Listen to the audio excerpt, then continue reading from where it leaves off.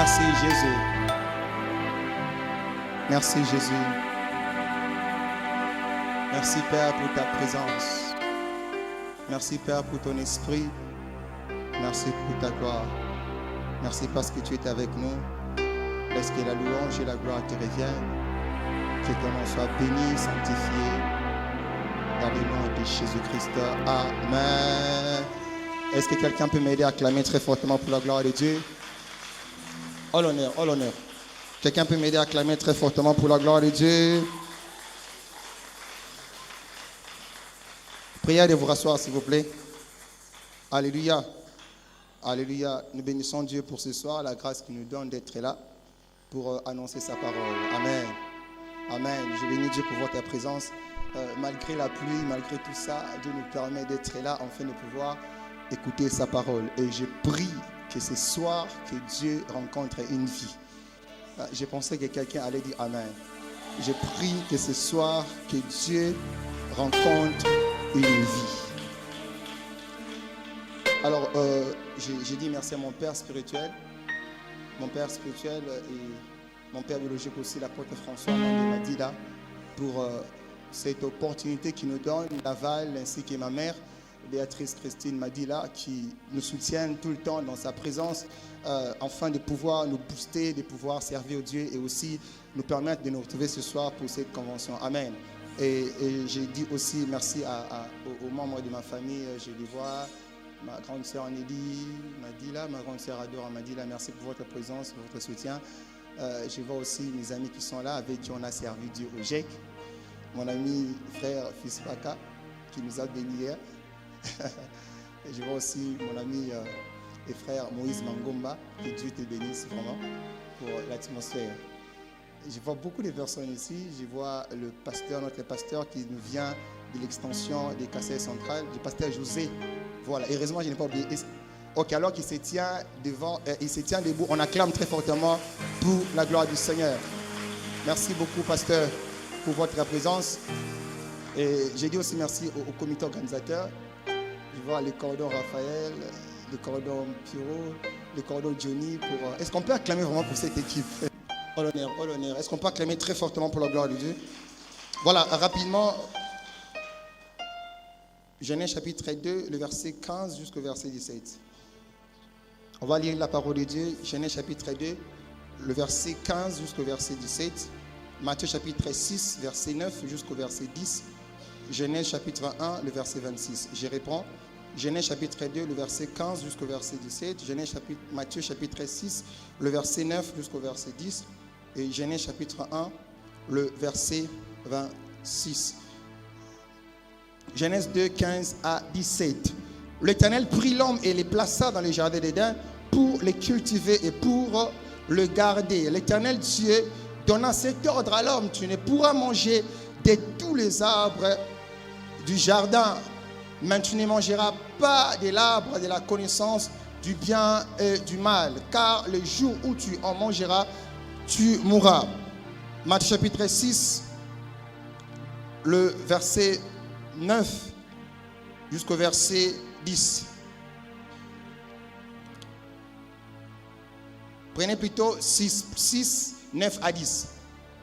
Voici comment vous devez prier: notre Père qui es aux cieux, que ton nom soit sanctifié, que ton règne vienne et que ta volonté soit faite sur la terre comme au ciel. Et nous allons lire ce passage que j'aime beaucoup. Depuis un moment donné, vraiment, Dieu est en train de me parler sur ça. Genèse chapitre 1, le verset 26.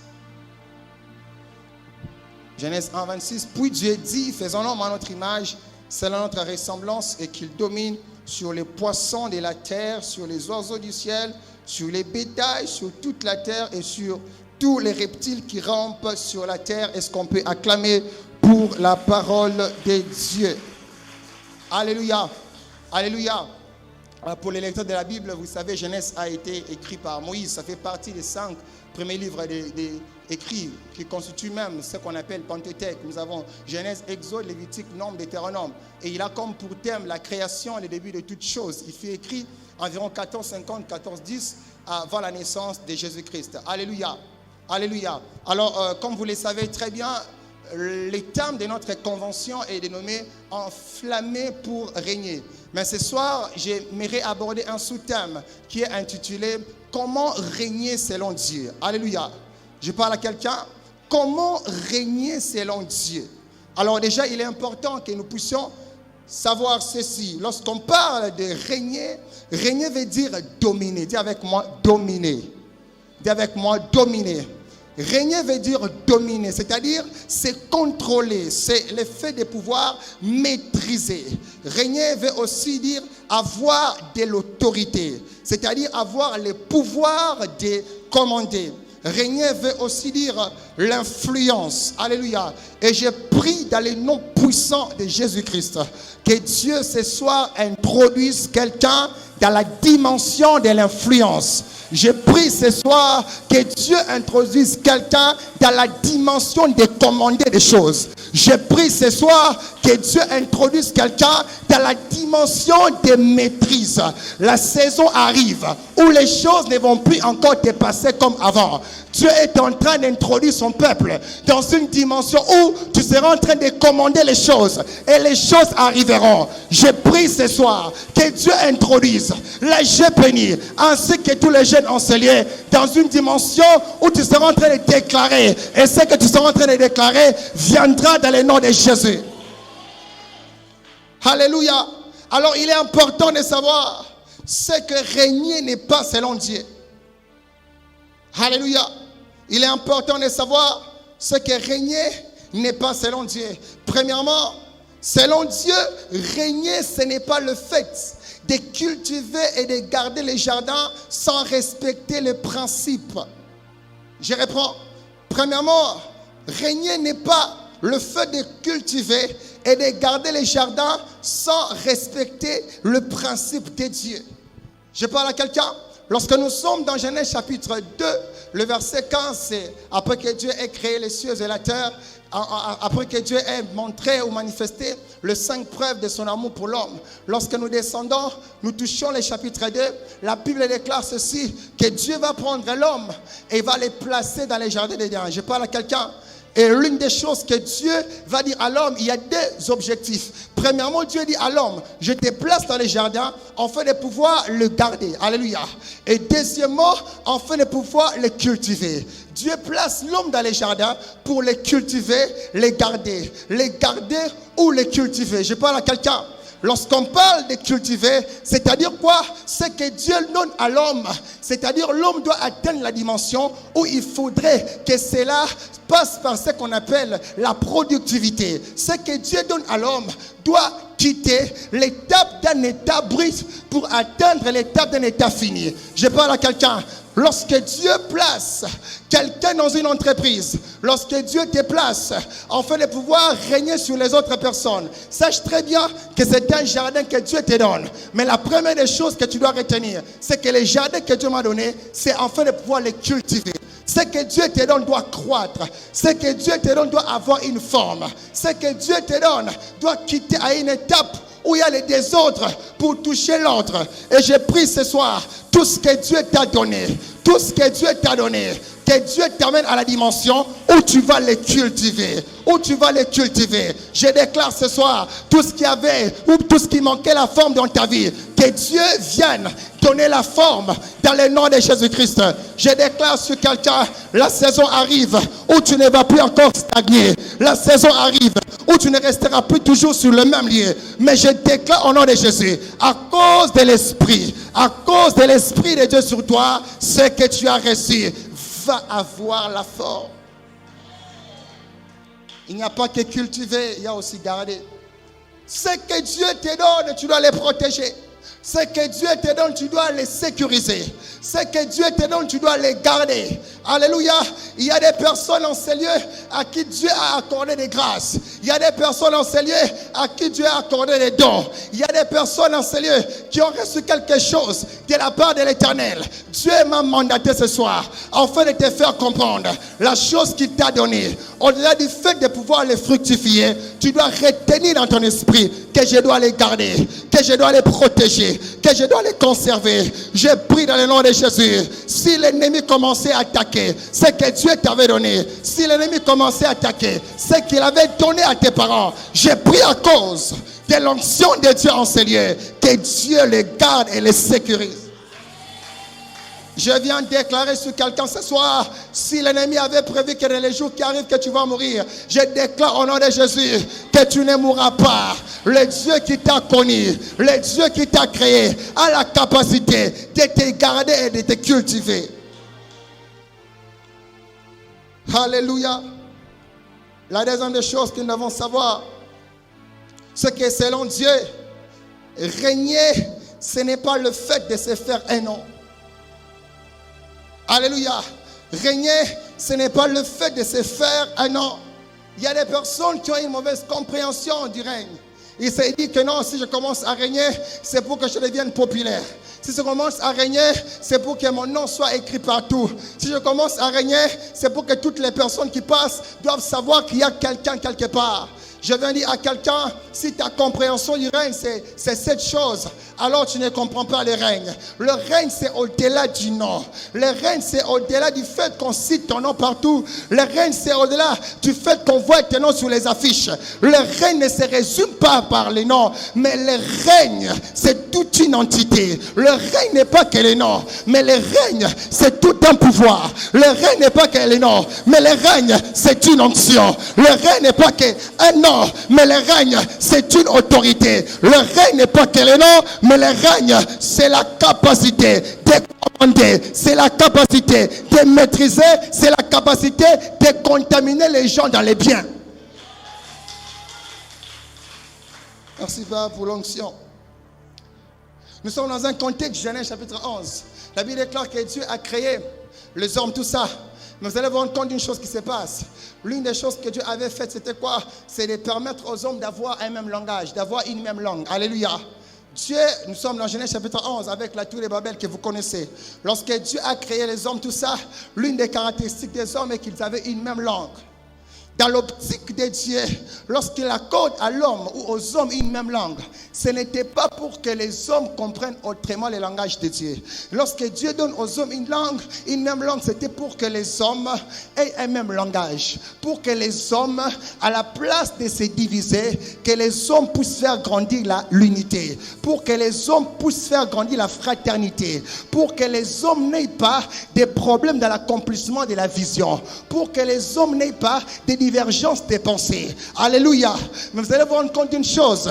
L'homme qui a reçu cette capacité de la part de Dieu de recevoir ou d'avoir une même langue, cette même personne va commencer à déformer ce que Dieu lui avait donné. À la place que l'homme puisse se liguer pour s'attacher à Dieu, à la place que les hommes puissent se rencontrer et que faire grandir la fraternité, mais l'homme qui reçoit la même langue de la part de l'Éternel va maintenant prendre une décision. De quoi? C'est de pouvoir mettre une place, une tour, afin de pouvoir s'égaler à Dieu. Afin que lorsque les hommes seront en train d'élever Dieu, que les hommes aussi puissent les élever. Voilà pourquoi je viens répondre ce soir. Certes, Dieu va libérer l'onction ce soir. Certes, Dieu va libérer la puissance ce soir. Certes, Dieu va équiper les hommes et les femmes. Mais retenez une chose, en quittant en ces lieux, la chose que Dieu te donnera ce soir, ce n'est pas pour t'égaler à Dieu. Ce n'est pas pour te révéler à Dieu. Ce n'est pas pour que tu sois égal à Dieu. Mais la chose que Dieu va libérer sur toi ce soir, c'est pour que tu t'attaches à Dieu, afin d'être en mesure de poursuivre les mêmes buts. Et je déclare ce soir, toutes les pensées, tous les esprits qui se préparent quelque part pour te déconnecter de Dieu, que l'Esprit de Dieu qui est en ces lieux les chasse dans le nom de Jésus. Alléluia. Alors, la question qu'on doit se poser, si je nous ai révélé que régner, ce n'est pas le fait de pouvoir cultiver et garder sans respecter les principes, ou le fait de pouvoir vouloir se faire un nom, mais la question qu'on doit se poser, alors c'est quoi régner selon Dieu? Pose la question à ton ami, c'est quoi régner selon Dieu? Dis-lui, c'est quoi régner selon Dieu? Premièrement, retiens ceci. Régner selon Dieu, c'est dominer dans sa volonté. Je parle à quelqu'un. Régner selon Dieu, c'est dominer, mais dans sa volonté. Régner selon Dieu, c'est maîtriser et commander, mais dans la volonté de Dieu. Régner selon Dieu, c'est le fait de recevoir le pouvoir d'agir, non pas pour se retrouver en dehors du cadre divin, mais c'est de pouvoir accomplir ce que Dieu voulait réellement. Je parle à quelqu'un. L'onction ou l'autorité que Dieu libère sur toi, ce n'est pas enfin de l'utiliser à ta propre guise. Mais lorsque Dieu libère l'onction sur toi, c'est enfin de lui poser la question. Seigneur, comment est-ce que tu veux que je puisse utiliser l'onction que tu m'as donnée? Pour quel but tu donnes l'onction? Pour quel but tu donnes le règne? Pour quel but tu m'as donné le travail? Pour quel but tu m'as donné les mariages? Pour quel but tu m'as donné un grand ministère? Pour quel but tu m'as placé au-dessus des hommes? La Bible déclare, Matthieu chapitre 6. Regardez ce qui se passe. Jésus dit ceci: lorsque vous devez prier, dites: Notre Père qui est, que ton nom soit, que ton règne et que ta volonté. La conséquence du règne dans un lieu, c'est pour amener la reproduction du céleste sur la terre. Je parle à quelqu'un. Je parle à quelqu'un. Je parle à quelqu'un. La conséquence du règne de Dieu dans un lieu, c'est de pouvoir reproduire l'image céleste sur la terre. C'est enfin de pouvoir faire quoi? Amener ce qui est céleste sur la terre. C'est-à-dire prendre ce qu'il y a au ciel, afin de les amener sur la terre. Prendre ce qui se passe au ciel, afin que ça se passe sur la terre. Prendre les modèles qu'il y a au ciel et que la terre puisse les voir. Prendre les comportements divins et l'amener sur la terre.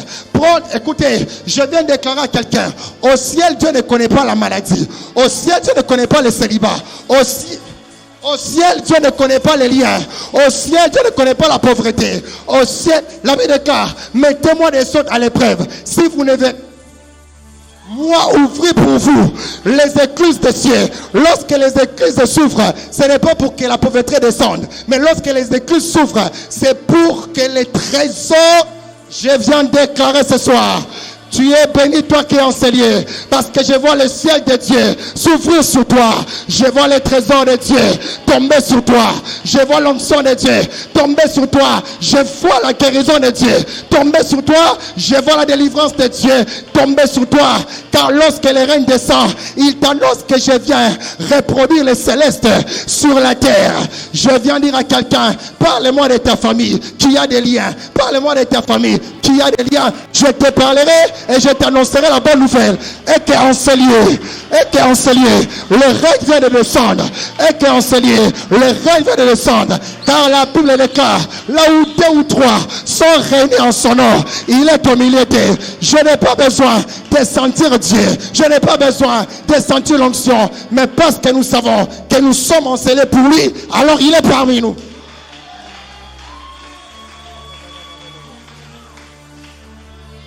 Et c'est des vérités que j'ai beaucoup aimé. Régner selon Dieu, c'est maintenir la position et l'onction. Oh mon Dieu. Retenez ceci. Régner selon Dieu, c'est maintenir la position et l'onction. Il n'y a pas de règne sans onction. Tu ne peux pas parler selon Dieu d'une position s'il n'y a pas l'onction. Tu ne peux pas parler selon Dieu d'une domination ou d'une fonction s'il n'y a pas d'onction. Selon Dieu, le langage de la fonction sans onction n'existe pas. Selon Dieu, si quelqu'un parle que j'ai reçu une onction, plutôt, si quelqu'un dit j'ai reçu une fonction de la part de l'Éternel, c'est que quelque part, il se cache l'onction qui doit accompagner la fonction. Si les hommes ont besoin de postes, si les hommes veulent monter, mais je viens t'annoncer, selon Dieu, il ne te fait pas seulement monter, mais alors qu'il te fait monter, il y attache la capacité qu'il te faut afin d'exercer la fonction qu'il t'a donnée. Je parle à quelqu'un ce soir. Je parle à quelqu'un ce soir qu'il est dommage de voir les hommes vouloir les postes. Qu'il est dommage de voir les hommes vouloir les fonctions. Il est dommage de voir les hommes vouloir les positions. La question que je te pose, ne commence pas d'abord par chercher la fonction. Ne commence pas d'abord par chercher les postes. Mais commence d'abord par chercher l'onction qui doit t'accompagner dans les postes. Voilà pourquoi Luc chapitre 4, le verset 16. Jésus prend les livres. Il est envoyé par Dieu. Lorsqu'il prend les livres, il prend les livres du prophète Ésaïe, dans lesquels il est écrit, et il commence à lire. Il dit ceci: l'Esprit du Seigneur est sur moi. Il n'a pas d'abord dit, je suis venu pour annoncer. Il n'a pas d'abord commencé comme un fils par présenter la fonction. Mais il commence d'abord par annoncer l'onction avant la fonction. Parce que Dieu n'a que porte de la fonction, n'a que faire du poste. Il se rassure d'abord que tu commences d'abord par avoir l'onction. Car lorsque l'onction tombe sur toi, alors la fonction te permettra d'agir dans la facilité. L'onction, là où les choses sont bloquées, lorsque l'onction descend sur toi, les choses deviennent faciles. Là où les hommes doivent fournir les efforts de 80% pour atteindre les résultats, lorsque l'onction est sur toi, tu n'as qu'à faire 5% ou 3% pour vivre les résultats supérieurs même à ceux qui ont produit les 80%. Je prie ce soir, alors que nous sommes réunis en ces lieux, que l'onction de Dieu, que la puissance de Dieu soit libérée sur les temples, soit libérée dans cette salle, afin que les hommes et les femmes ne produisent plus encore beaucoup d'efforts pour avoir le mariage. Tu n'as pas besoin de chercher une feuille pour que l'homme qui va toucher puisse t'épouser. Je viens t'annoncer, ce n'est pas question de la fonction, c'est question de l'onction de Dieu sur toi. Tu n'as pas besoin d'aller dans l'occultisme pour avoir un ministère. Tu as d'abord besoin de dire que l'Esprit du Seigneur est sur moi. Tu n'as pas besoin d'abord de chercher à diviser les autres pour régner. Commence d'abord par dire l'Esprit du Seigneur est sur moi. Tu n'as pas besoin de vouloir confirmer que c'est moi le chef ici, que c'est moi le cordon ici. Lorsque l'onction est sur toi, il parle à ta place. Je suis en train de déclarer, à cause de l'onction que vous recevez ce soir, par votre présence, tu n'auras plus à crier, tu n'auras plus à parler. À cause de l'onction de Dieu sur toi, les portes vont commencer à s'ouvrir. À cause de l'onction de Dieu sur toi, les clients commenceront à venir. Et à cause de l'onction de Dieu sur toi, cet homme qui t'a laissé te reviendra.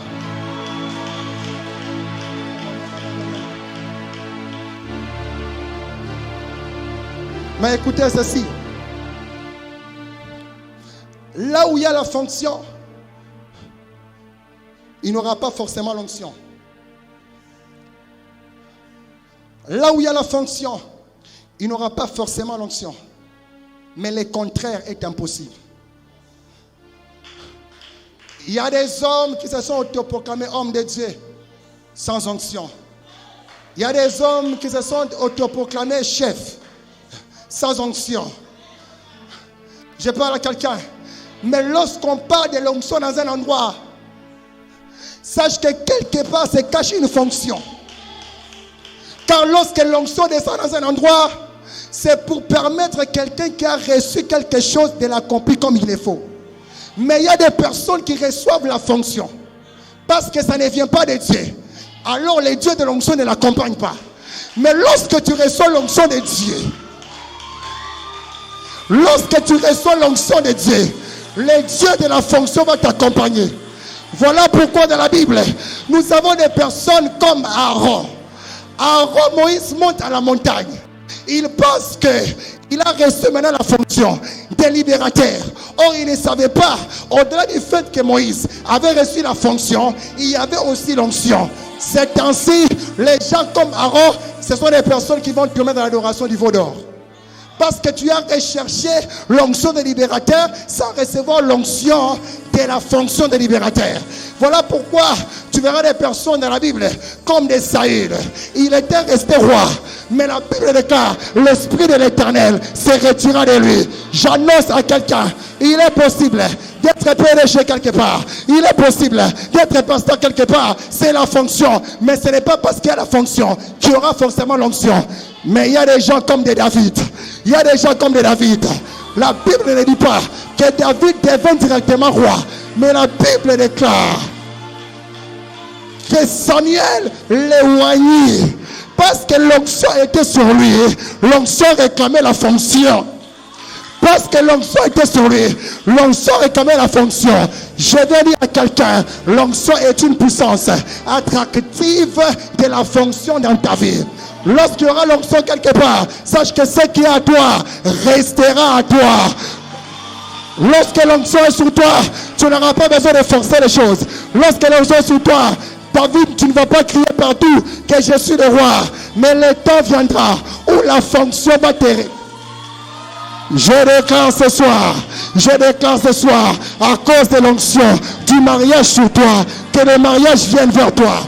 À cause de l'onction du travail sur toi, que le travail vienne sur toi. À cause de l'onction des guérisons sur toi, que la guérison vienne sur toi. À cause de l'onction pastorale, que la fonction du pasteur vienne sur toi. À cause de l'onction prophétique, que le ministère prophétique vienne sur toi. On peut parler des fonctions, mais forcément il n'y aura pas l'onction. Mais lorsqu'on parle d'onction, quelque part se cache la fonction.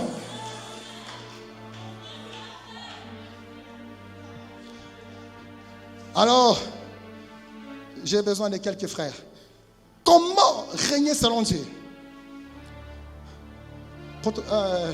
Chante, venez les frères, chante, venez rapidement. Venez rapidement. On va expliquer certaines choses. Comment régner selon Dieu? J'ai besoin des chantres. Passez, frères, venez. Al. Venez. Montez.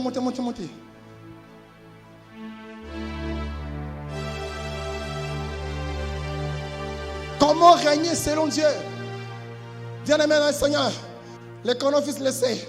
Les jours où tu comprends les choses que je vais t'expliquer, c'est tout pour toi. La première des choses, pour régner selon Dieu, c'est quoi? C'est avoir et manifester son image.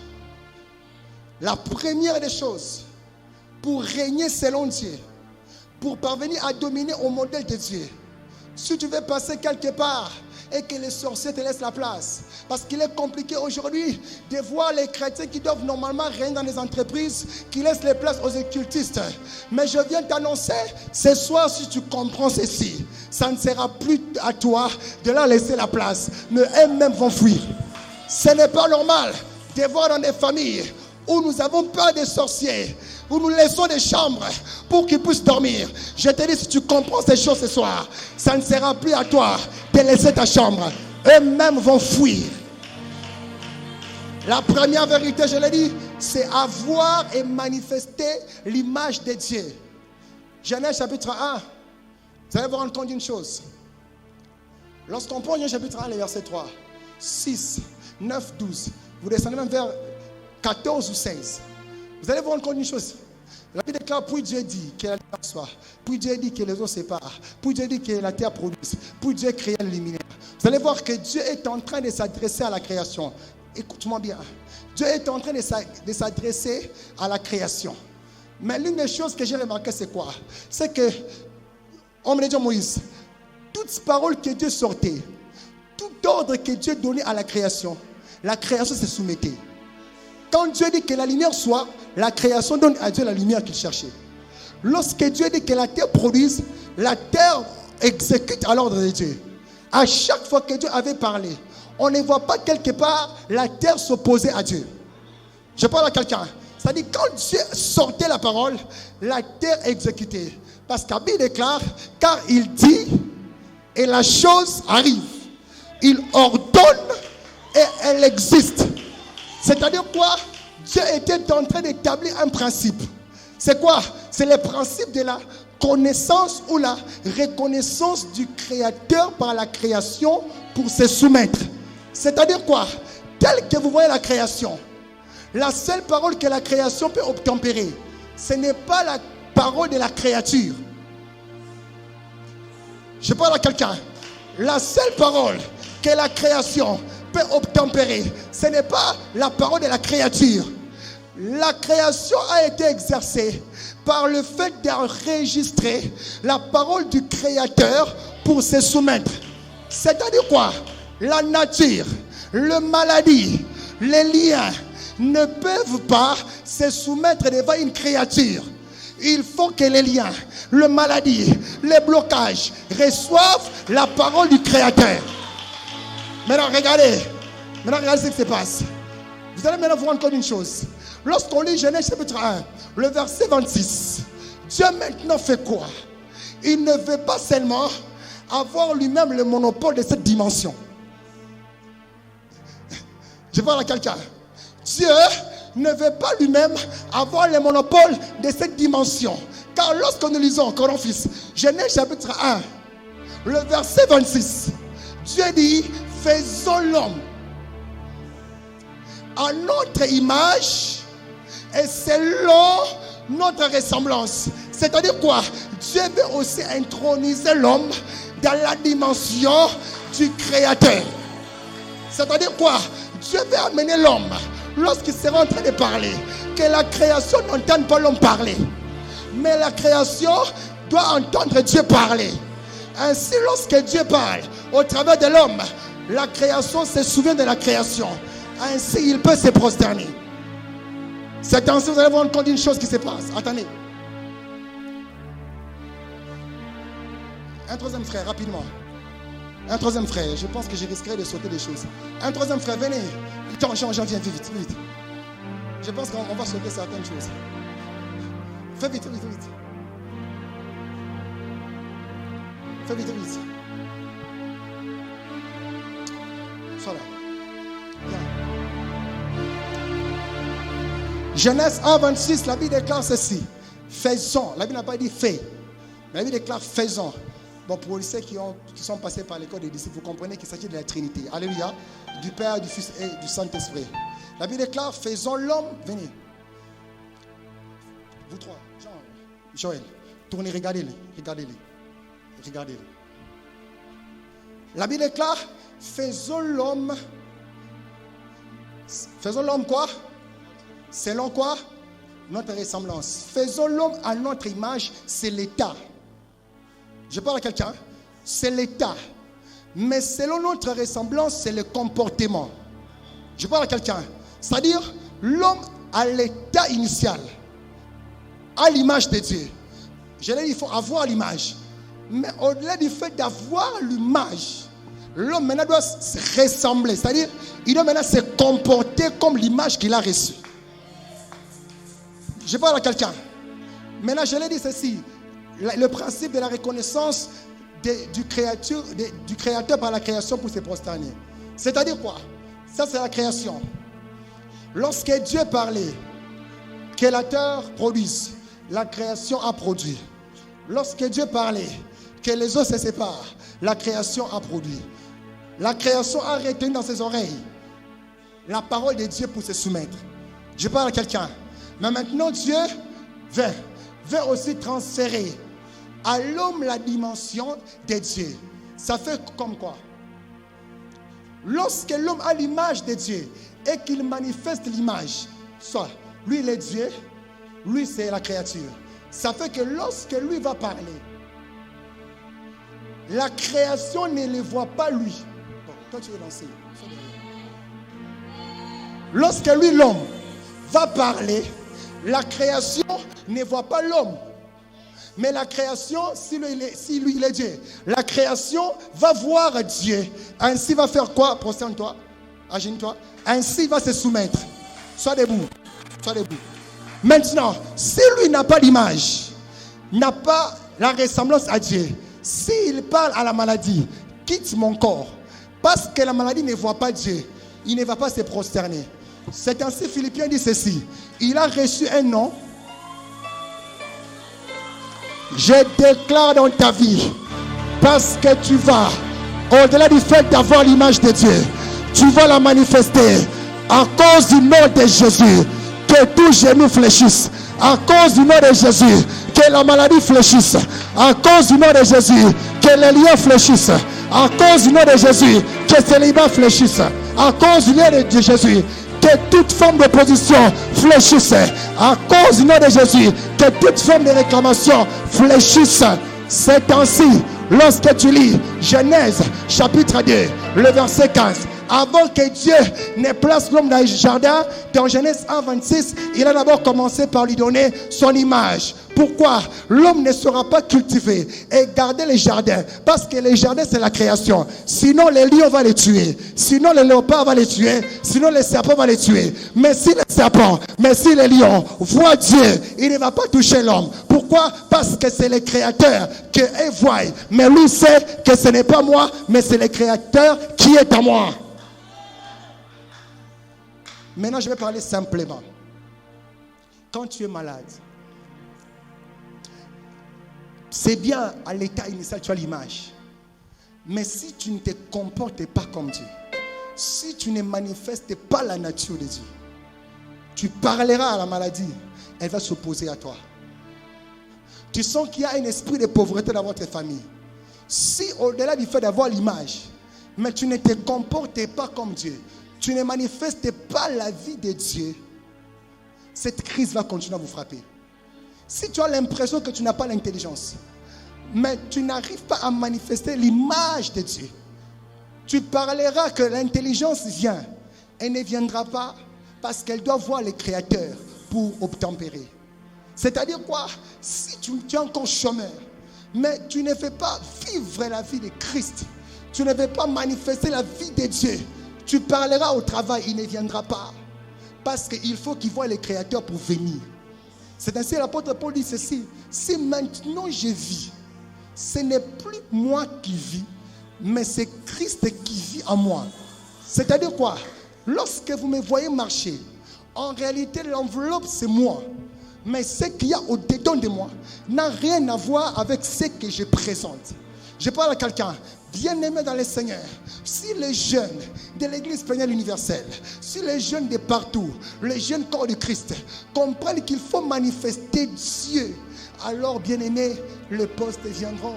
Alors bien-aimé, on ne va pas fuir les occultistes. Alors bien-aimé, on ne va pas fuir les sorciers. Alors bien-aimé, nous allons régner, nous allons dominer, nous allons impacter, nous allons libérer la gloire de Dieu partout où nous passerons. Alors qu'il y aura 3 postes. Parce que toi, tu seras choisi par Dieu. Dieu touchera le cœur afin qu'on puisse te placer là. Pourquoi? Parce qu'en toi et sur toi, il y a l'image de Dieu. Et rapidement, la deuxième des choses. 2 frères, rentrez. Je reste avec lui. La deuxième des choses. Comment régner selon Dieu? C'est recevoir la bénédiction de Dieu. Dis avec moi, recevoir la bénédiction de Dieu. Genèse chapitre 1, le verset 26. J'aimerais qu'on lise ça. On va lire ensemble. Lisez. Il y a un détail important que Dieu m'avait révélé par rapport à ces passages. Genèse 1, 28.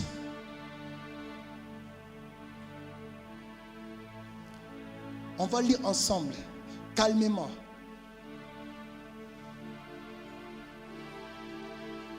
On va lire ensemble, s'il vous plaît, on va lire ensemble. On va lire 1, 2, 3. Dieu les bénit. Et Dieu leur dit, je reprends, Dieu les bénit. Et Dieu leur dit, soyez féconds, multipliez-vous, remplissez la terre, l'assujettissez, dominez sur les poissons. Alléluia. Alléluia. Alléluia. Lorsqu'on parle de multiplication, ce n'est pas seulement dans la dimension d'avoir des enfants, tout ça. Amen. Mais lorsqu'on parle de la multiplication, c'est que même tout ce que tu fais dans la vie doit se multiplier. Tout ce que tu fais dans ta vie doit être fécond. Alléluia. Mais remarquez avec moi quelque chose. Et même aussi lorsqu'on parle de la multiplication, être fécond, tout ça, c'est même les enfants aussi. Alléluia. Maintenant, vous allez vous rendre compte d'une chose. Comment ça s'est fait dans 2 familles où il y a 4 enfants, de l'autre côté 4 enfants. Mais lorsqu'on constate, on remarque ceci. Il y a comme dans une famille où les enfants de cette famille prospèrent par rapport aux autres. N'avez-vous pas vu ça? Il y a 2 familles dans les quartiers. Vous voyez, telle famille prospère, les enfants prospèrent. Bakoli Babali, Bakoli Bazosala. Vous allez voir une autre famille, il y a des blocages. Les femmes ne se marient pas. Les hommes ne travaillent pas. N'est-ce pas que dans les deux cas, il y a la multiplication? N'est-ce pas que dans les deux cas, il y a la fécondité? Alléluia. Mais la différence réside où? Parce qu'avant que Dieu ne dise multipliez-vous, la Bible déclare Dieu les bénit, puis dit. C'est-à-dire quoi? Il est possible d'être fécond, mais que la fécondité ne soit pas précédée par Dieu les bénit. Il est possible de se multiplier, mais que cette multiplication n'ait pas la couverture de la faveur de Dieu qu'on appelle la bénédiction. Il est possible de vendre, oui c'est normal, la marchandise s'épuise, mais qu'elle ne s'épuise pas comme tu l'entendais. Pourquoi? Parce qu'il n'y a pas une couverture de la faveur de Dieu. Cette couverture qu'on appelle la bénédiction. La bénédiction n'est pas seulement un mot.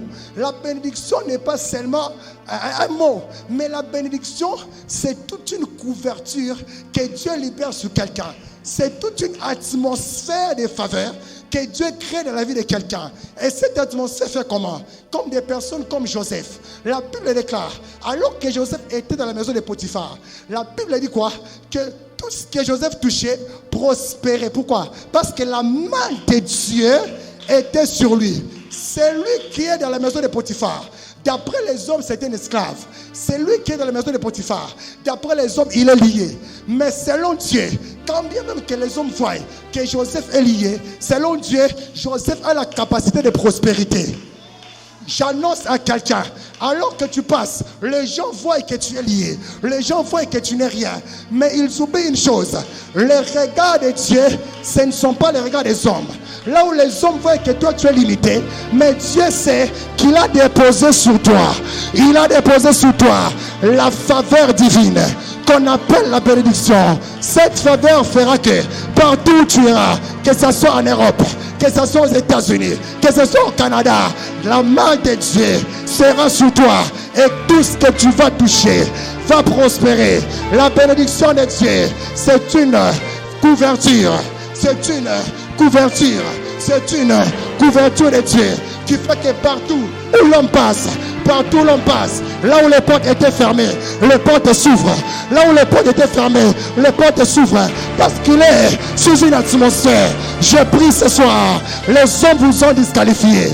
Les hommes ont dit que ce poste ne sera pas pour toi, mais à cause de la faveur de Dieu sur toi. Et pendant que je parle, je vois Dieu libérer une onction de faveur divine sur les hommes et les femmes qui ont été disqualifiés, sur les hommes et les femmes qui ont été rejetés à cause de la faveur. Joseph, certes tu es esclave, mais tu as la capacité de faire prospérer tout dans la maison de Potiphar. Certes Joseph, les hommes t'ont amené en Égypte lié, mais tu as la capacité de faire avancer là où les autres avaient échoué. Car Joseph n'était pas le premier esclave. Il y avait eu aussi d'autres esclaves. Mais personne de ces hommes, la Bible déclare qu'il a fait prospérer. Mais lorsque Joseph, la génération de Joseph arrive, des hommes et des femmes qui vont apporter une différence. Des hommes et des femmes qui vont apporter une différence.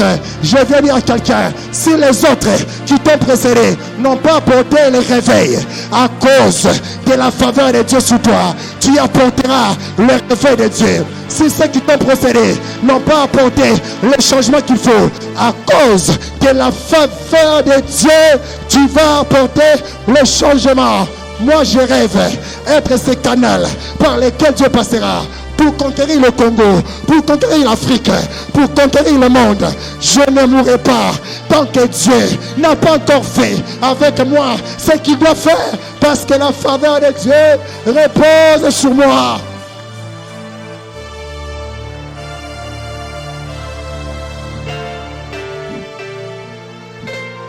La troisième des choses, l'avant-dernier, on va prier. Comment régner selon Dieu? C'est évoluer dans les domaines de son appel. Comment régner selon Dieu? C'est lorsque tu évolues dans les domaines de ton appel. Je viens parler à quelqu'un. Les règnes de Dieu se trouvent dans les lieux où Dieu te voulait.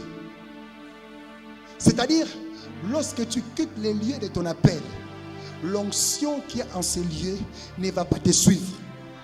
L'onction réside là où Dieu te veut, là où Dieu t'a appelé. C'est là où réside la puissance de Dieu. Mais il est dommage aujourd'hui de voir les hommes qui envient la place des autres. Ce n'est pas parce que tu veux devenir comme l'autre que la faveur qu'il y a sur lui va aussi t'accompagner. Lui, la faveur l'accompagne parce qu'il est là où Dieu le voulait. Mais toi, tu veux aller dans un autre terrain où il n'y a rien que Dieu a réservé pour toi, si ce n'est que le lieu de l'appel de Dieu pour toi. Je vais encore aller pour te faire comprendre. L'onction ou le règne, l'influence ne réside que dans ta particularité. Lorsque tu ne veux plus être ce que Dieu voulait que tu sois, alors tu ne peux pas régner. Je parle à quelqu'un. L'onction ou le règne de Dieu se retrouve dans ce que Dieu t'a donné. Je parle à quelqu'un. C'est ce que Dieu t'a donné qui peut servir pour les autres.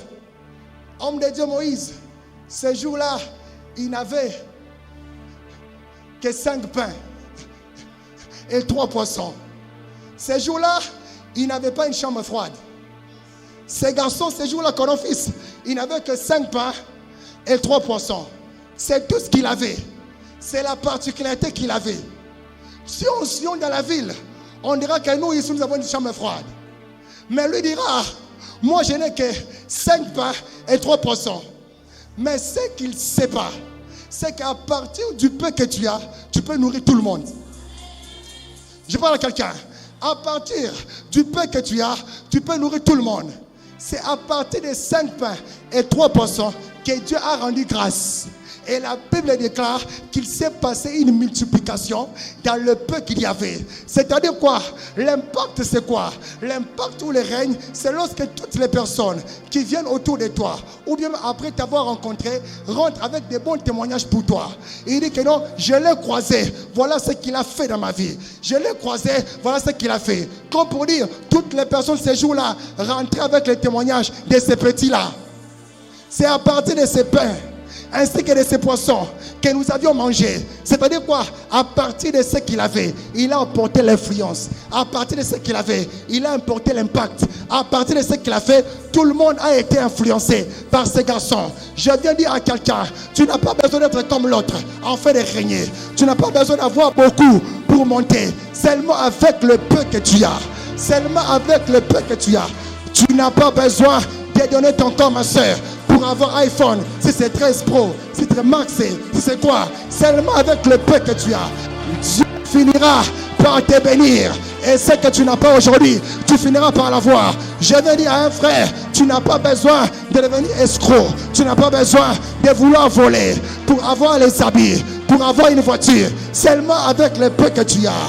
Seulement avec le peu que tu as, Dieu finira par te bénir. Et tu pourras t'acheter tout ce que tu veux. Et regardez ce qui se passe. Je passe rapidement et puis on va prier avec une vérité. On comprend cela lorsqu'on parle du corps. Amen. Lorsqu'on parle que l'église c'est le corps. On parle du corps, mais on parle des fonctions. C'est un corps, mais il a les oreilles, il a la tête, il a les yeux, il a la bouche, il a les mains. Tout ça font partie du corps. Je parle à quelqu'un, mais son corps a des partitions. La partition de parler, la partition de voir, la partition d'entendre.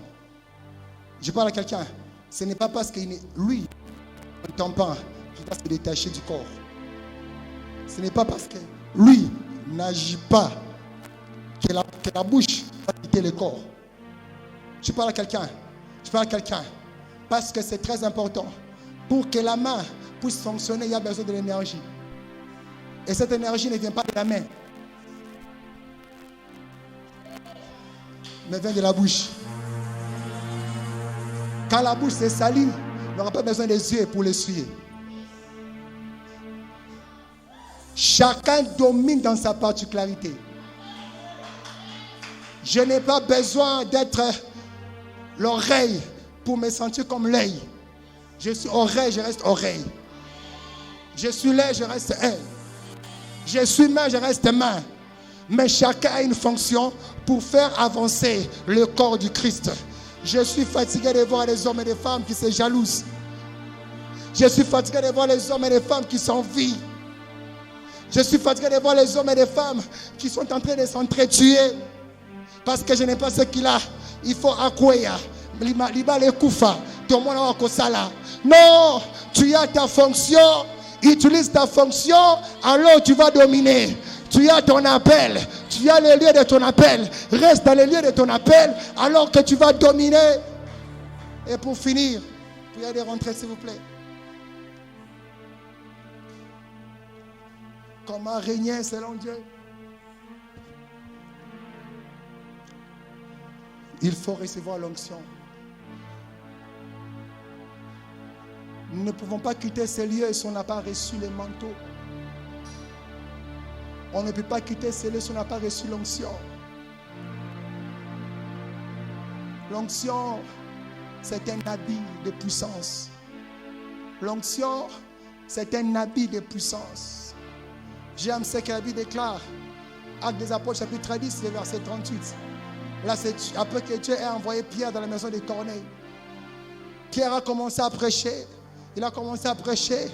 Et j'aime ce passage. Il dit ceci. Vous savez combien Dieu a eu de force et de l'esprit, Seigneur Jésus-Christ de Nazareth, qui allait de lieu en lieu, faisant du bien aux malades et guérissant tous ceux qui étaient sous l'emprise de l'ennemi. Je viens parler à quelqu'un, une personne qui est dans une prison spirituelle n'a pas besoin de combattre sur le plan physique. Une personne qui est liée quelque part n'a pas besoin de combattre avec sa bouche. Une personne qui est liée quelque part n'a pas besoin de combattre par les insultes. La seule différence, notre seule réponse face à la montée de puissance des ténèbres dans nos familles, ce n'est pas lorsqu'on va pleurer, ce n'est pas lorsqu'on va se lamenter, mais c'est lorsque l'onction de Dieu sera sur nous. La Bible déclare, en ces jours-là, le fardeau sera ôté du dessus de son épaule et le vase va éclater à cause de l'huile, à cause de la graisse, à cause de l'onction. Le vase va s'éclater. Je vois des personnes ce soir qui étaient comme dans une prison. Je vois des personnes ce soir qui étaient comme liées quelque part à cause de l'onction, à cause de la graisse, à cause de l'huile de Dieu. Je vois le vase être brisé. Je vois les liens être brisés. Je vois les chaînes être déchaînées. Je vois certaines personnes être déracinées. Pendant que je parle, je prie dans le nom de Jésus que l'onction de Dieu vienne en ces lieux, afin qu'elle soit libérée sur toutes les personnes qui sont concernées ce soir, et que la main de Dieu, au son de ma voix, partout où on t'avait placé. Tu veux venir? Est-ce qu'on peut se lever? On va prier. La sœur en jaune, on va se lever, on va prier, on va prier. Viens, viens, viens. Tu peux lever ta voix, commence à prier. Demande à Dieu, Seigneur, donne-moi la capacité, donne-moi l'onction. Demande à Dieu, donne-moi l'onction.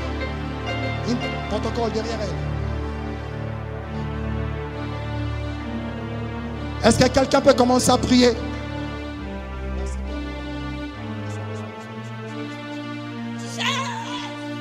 Quelqu'un peut commencer à prier. Demande à Dieu.